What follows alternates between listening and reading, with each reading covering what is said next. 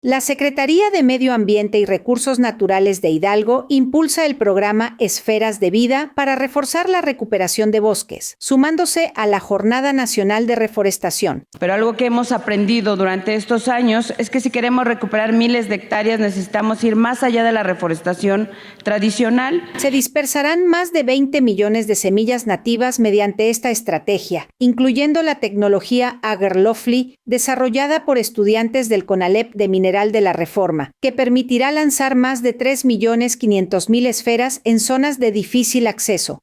Ya comenzamos a recuperar territorio frente a la superficie que hemos perdido por incendio, plagas y otros procesos de degradación. Y eso es lo que significa reforestar para transformar. No se trata solamente de contar cuántos árboles plantamos o cuántas semillas dispersamos.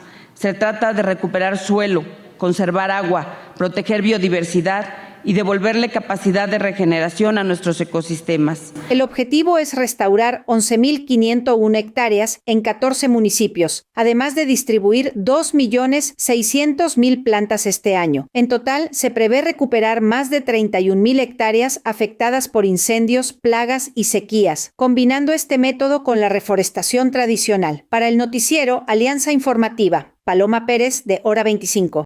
Bienvenidos a Hora 25, tu fuente de información.